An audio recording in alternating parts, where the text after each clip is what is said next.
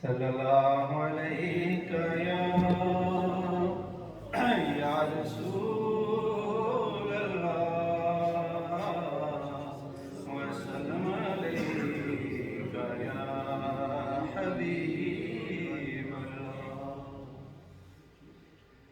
عاصیوں کو در تمہارا مل گیا، بیٹ کانوں کو ٹھکانا مل گیا، فضل رب سے پھر کمی کس بات کی، فضل ربی سے کمی پھر کس بات کی، مل گیا سب کچھ جو طیبہ، مل گیا مل گیا سب کچھ جو طیبہ، مل گیا۔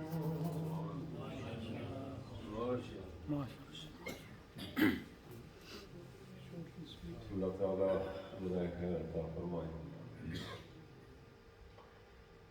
میرے بھائیوں، یہ تو آپ سب جانتے ہیں کہ جو پیدا ہوا ہے آخر مسلمان ہے، وہ زندگی طویل گزارے یا قلیل زندگی میں نظام ربی ہے۔ اللہ کریم جل مجدہ نے جس طرح چاہا اسی طرح ہر بندے کے ساتھ معاملہ کیا۔ ہم مسلمان ہیں اور ہم پر بہت ذمہ داریاں ہیں، بہت ذمہ داریاں۔ ہمیں کبھی بیٹھ کے یہ سوچنا نصیب ہوا کہ جو پروردگار عالم نے ہم پر ذمہ داریاں عائد کی ہیں، کیا ہم کما حق کو ادا کریں؟ کل اس کی بارگاہ میں حاضر ہونا ہے اور بالکل تنہا، نہ بھائی ساتھ ہوگا، نہ باپ ساتھ ہوگا، نہ کوئی بہن ہوگی، نہ ماں ساتھ ہوگی، نہ کوئی دوست ہوگا، تنہا اللہ کی بارگاہ میں کھڑے ہو کر پھر اپنی زندگی کا حساب دینا ہے۔ وہ میرا رب جس نے اس قدر نعمتیں وافر مقدار میں عطا فرمائی، اور پھر وہ اعلان کرتا ہے قرآن کریم وَإِن تَعُدُّوا نِعْمَتَ اللَّهِ لَا تُحْصُوهَا، اگر اللہ کی نعمتوں کو گننا چاہو تو تم انہیں شمار نہیں کر سکتے، اس قدر نعمتیں دی ہیں۔ تو کیا وہ پوچھے گا نہیں کہ کہاں کہاں میری وہ نعمتیں تم نے صرف کی؟ وہ یہ نہیں پوچھے گا۔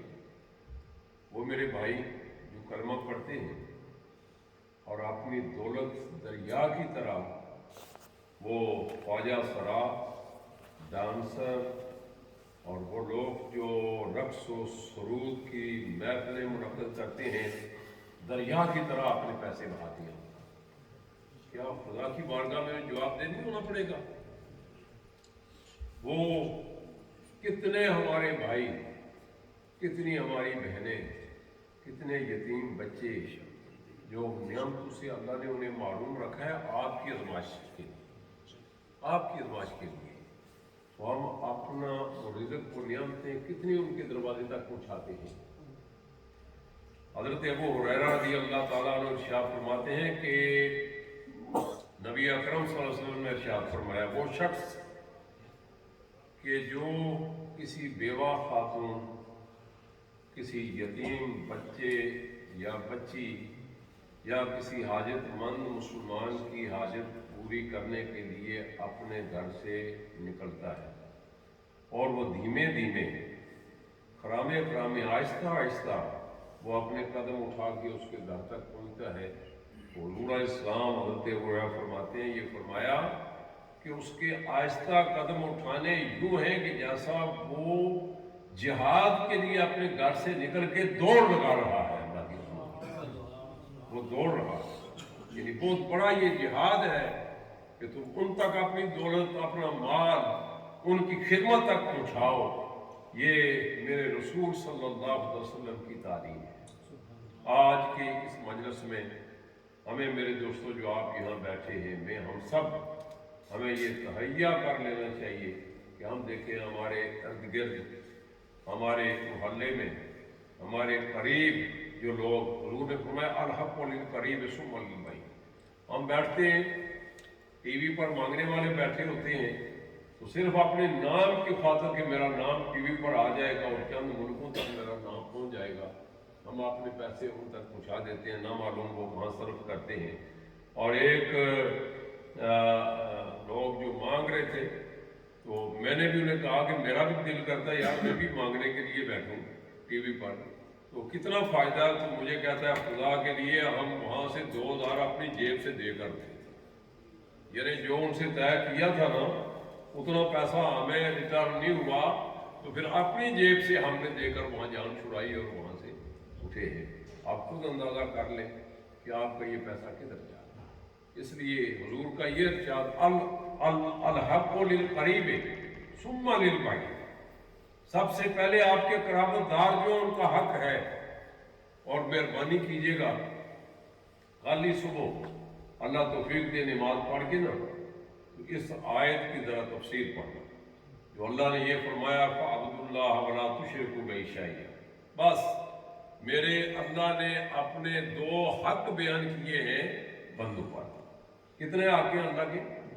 2، صرف کہا کیا حق ہے؟ فَاعْبُدُوا اللَّهَ، اللہ کی عبادت، اللہ کی بندگی کرو، وَلَا تُشْرِكُوا بِهِ شَيْئًا، اس کے ساتھ کسی کو شریک مت، بس یہ 2 چیزیں۔ پھر اس کے آگے جو لسٹ ہے، جو فہرست اللہ نے اس سے آگے بیان کی، وَلِلْوَالِدَيْنِ إِحْسَانًا وَبِذِي الْقُرْبَى وَالْيَتَامَى وَالْمَسَاكِينِ وَابْنِ السَّبِيلِ اور إِلَىٰ آخِرِهِ، اس پوری آیت کی تفسیر میں نہیں بیان کرتا، آپ پڑھیں، اور آئندہ پروگرام میں میری زندگی تو میں پوچھوں گا کہ آپ لوگوں نے پڑھی ہے تفسیر؟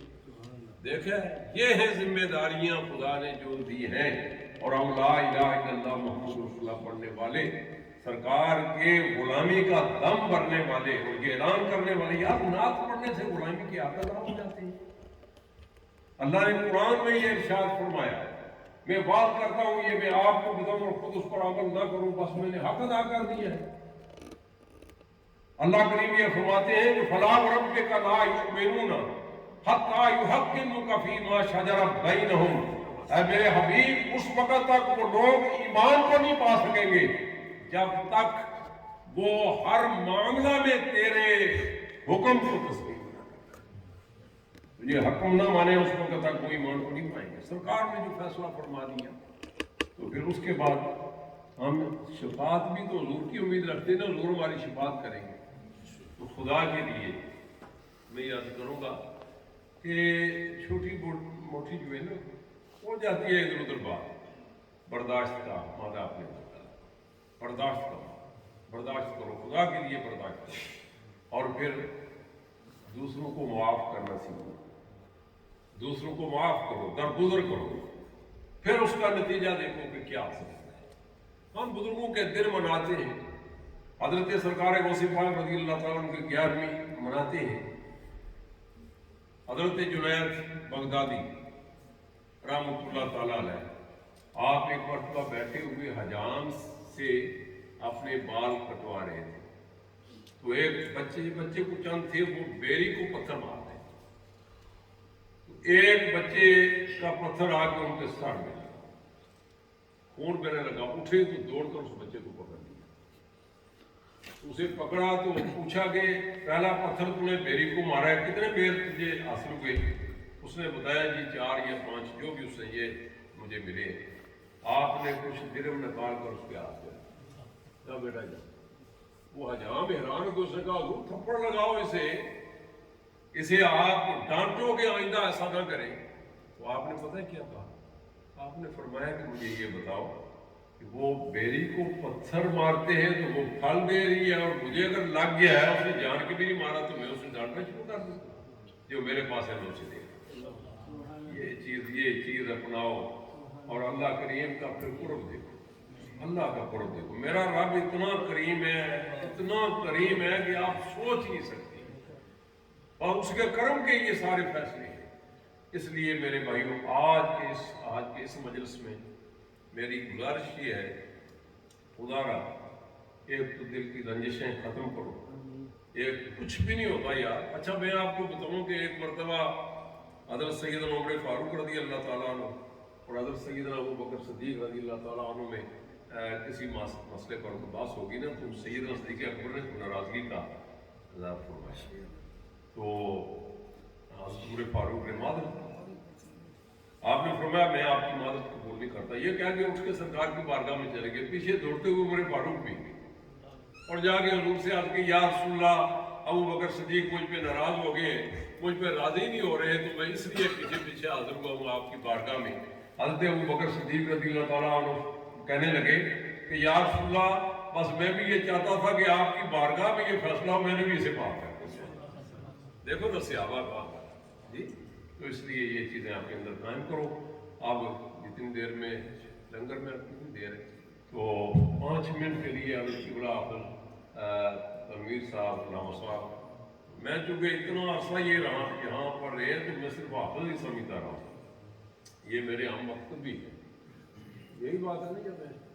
اچھا، تو ماشاءاللہ یہ صاحب علم ہے، تو 5 منٹ میں یہ گفتگو فرماتے ہیں کہ ختم شریف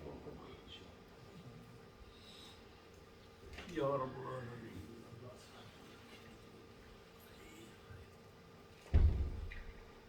بسم اللہ الرحمن الرحیم، اللہم صلی علی سیدنا و مولانا محمد وعلی آل سیدنا و اصحاب سیدنا و مولانا محمد مبارک صلی اللہ وسلم علیہ۔ بڑی خوبصورت محفل اور بڑے خوبصورت پیغام، بڑا میں محظوظ ہو رہا تھا، اور پھر قبلہ شاہ صاحب نے جو اللہ کے 2 حقوق بیان کیے ہیں، میرا دل تڑپ اٹھا ہے کہ اکثر ہم اللہ کے ساتھ کتنے سنسیر ہیں، وہ کتنا کریم ہے، آج تک ہم نے جانا ہی نہیں کہ وہ کتنا کریم ہے، اس نے ہمیں کتنا عظیم بنایا ہے، آج تک ہم اس کی توحید کو سمجھ ہی نہ سکے۔ ہم سمجھتے ہیں کہ شاید توحید کوئی دوسرے لوگ بیان کرتے ہیں۔ دوستو، اللہ کی توحید کے لیے سب کچھ ہے۔ یہ جو اللہ کے ولی ہیں، یہ اللہ کے ساتھ سنسیر ہوئے ہیں، اللہ کی رضا حاصل کی ہے۔ آؤ میں آج آپ کو بتاؤں کہ جس ہستی کی جناب محمد رسول اللہ صلی اللہ علیہ وسلم شان بیان کرتے ہیں، اور جس ہستی کا قرآن کریم اللہ خود جو ہے نا وہ بیان کرتا ہے، جن کا تھوڑا سا امام یاس صاحب نے ذکر کیا ہے، وہ اللہ کے ساتھ سنسیر، اللہ کے ساتھ مخلص۔ یہ ہم کہہ دیتے ہیں کہ ہم اللہ کے ساتھ بڑے مخلص ہیں۔ یہ کسی نے پیر پٹھان جو ہے نا ان سے کہا تھا کہ میں اللہ کے قریب ہونا چاہتا ہوں، کہا بیٹا ابھی آرام کرو، ہاتھ ہولہ رکھو ابھی، کہا نہیں، کہا پھر آپ آج رات ہمارے پاس ٹھہرو۔